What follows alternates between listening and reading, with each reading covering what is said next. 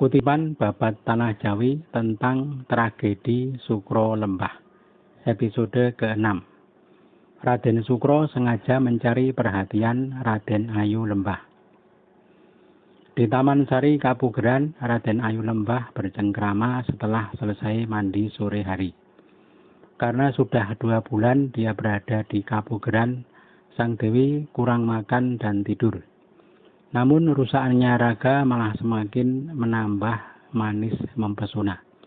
Memang dasar sudah cantik alami. Di tengah sedang bercengkrama dengan para abdi, Sang Ayu dikagetkan oleh seorang penunggang kuda yang berjingkrak menyusur jalanan dekat pagar bata Kapugeran.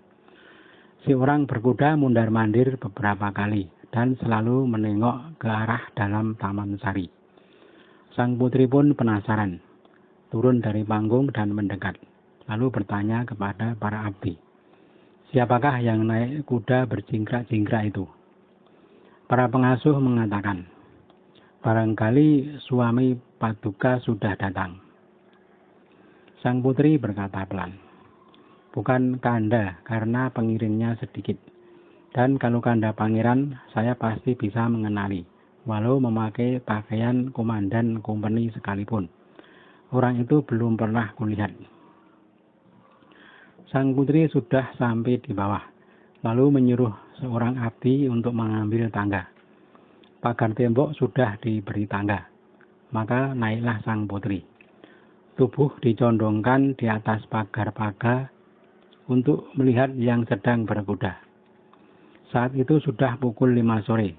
Cahaya lembayung terbit di ufuk barat, melongok wajah sang putri di atas pagar, tersinari oleh cahaya lembayung senja.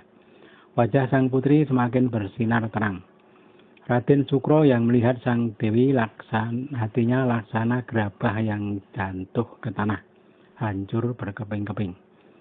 Seketika bangkit keberaniannya, tak menghitung mati berbilang luka. Tekadnya, akan saya tempuh bahaya apapun untuk mendapat obat sakit asmara. Pengasuh sang dewi yang seorang ikut melongok di atas pagar bata. Oleh sang dewi disuruh bertanya kepada yang sedang naik kuda. Si pengasuh kemudian bertanya, hei orang tampan, saya disuruh sang dewi bertanya siapa namamu. Raden Sukro menjawab, saya anak Patih Sindurejo, Sukro namaku. Noto Dirjo nama dewasaku, tetapi belum begitu terkenal. Masih lebih sering dipanggil Sukro. Sang Dewi berkata keras, Sukro, engkau sungguh tampan, tapi kurang ajar. Kok tidak sayang ketampananmu? Kalau sampai ketahuan oleh Kanda Pangeran, pasti lehermu dicabut. Orang gegabah, tidak mapan engkau. Sukro menjawab, mustahil saya kalah melawan Pangeran Kencet itu. Saya berani bertakar darah. Walau dikeroyok pun, saya hendak bertarung sampai darahku tumpah. Semua saya layani, pakai busur, lembing, dan senjata tombak dari orang sekadipaten. Raden Sukro bicara sambil mencambuk kuda. Seketika si kuda lari melesat jauh. Yang ditinggal termangu-mangu menyesali perbuatan si Sukro. Sang putri lalu turun dari pagar bata. Sang putri berkata pelan, si Sukro gila meracau. Apakah dia kerasukan? Dari perkataannya sepertinya otaknya tidak beres. Si pengasuh menjawab, Tuan, saya kira Sukro gila karena melihat wanita sangat cantik. Duh, siapa orangnya yang melihat Tuan pasti terkapar. Kalau tidak mati ya jadi gila. Hanya Tuan Pangeran Adipati suami Paduka itu sungguh orang aneh. Melihat orang cantik kok tidak suka. Seandainya bukan pembesar, suami Paduka itu termasuk golongan orang yang tidak waras juga. Raden Sukro belum sampai jauh. Seketika berbalik arah kembali menyisir pagar bata. Dilihatnya yang tadi condong di atas pagar sudah tidak ada. Sang Raden segera kembali dengan tubuh lelah. Tampak ragu-ragu jalannya. Sosok yang condong di atas pagar bata selalu menggantung dalam angan. Sudah sampai Raden Sukro di rumah. turun dari kuda dan langsung menjatuhkan diri ke tempat tidur. Tak karuan rasa hati tertimpa sakit asmara. Yang diangankan tak lain hanya Sang Ayu yang telah memberi sakit rindu.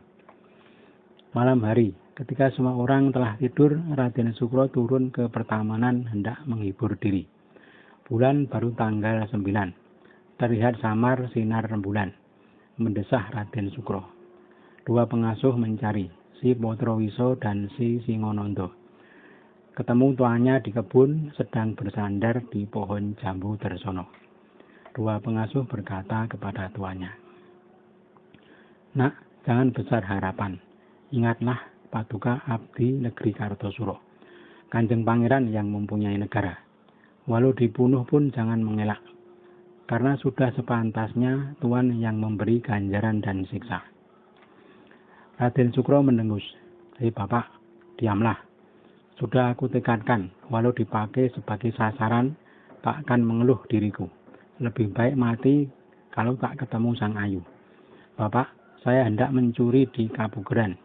Akan kumasuki Taman Sari tempat Sang Ayu. Hendak menyerahkan hidup matiku kepada Sang Ayu yang telah memarahi orang berkuda tadi." Dua pengasuh mencegah. "Raden, jangan lakukan. Sayangi badanmu."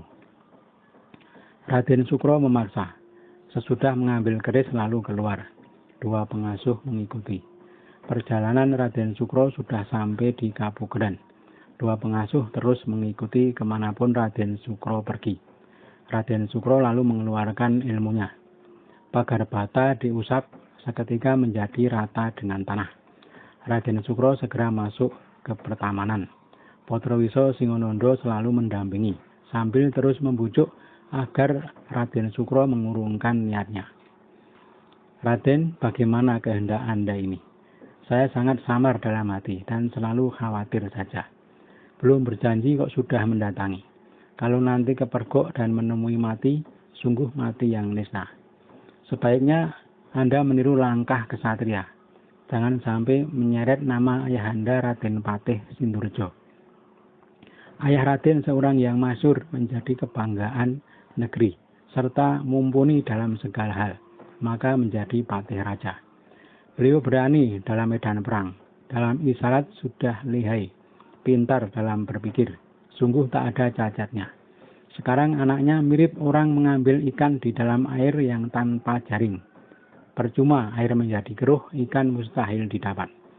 Seperti kumbang hendak menghisap bunga, sudah rusak bunganya, sarinya tak dapat. Kalau yang lazim bagi seorang kesatria yang hendak mencuri cinta, sebaiknya memakai mak comblang. Dengan memberi uang atau pakaian, itu akan menjadi jalan yang patut bagi seorang kesatria. Terlihat bagus dan jantan. Raden Sukro bicara berbisik. Bapak, diamlah. Tidak ada maksud untuk berbuat tidak susila dengan putri yang telah membuat jatuh cinta diriku. Akan lega hatiku kalau bisa melihat sekejap mata Sang Ayu yang telah memarahi orang berjingkrak tadi.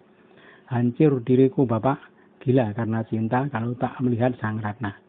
Kalau saja Sang Ayu menimbangi, akan kupertaruhkan diri sampai bertakar darah. Saat itu ketiganya sedang berlindung di bawah pohon kemuning. Raden Sukro merayu-rayu memeluk pohon kemuning, seolah-olah merayu-rayu sang dewi. Terlihat perilakunya seperti orang sakit jiwa.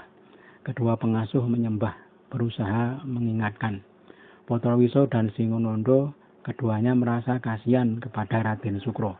Tetapi si tampan sudah lupa, mana timur, mana selatan. Malam semakin larut. Raden Sukro disambar burung malam yang berseliweran. Namun hati Raden Sukro tidak takut sehelai rambut pun. Ibarat orang bertayub diberi tepuk tangan, polahnya semakin menjadi-jadi.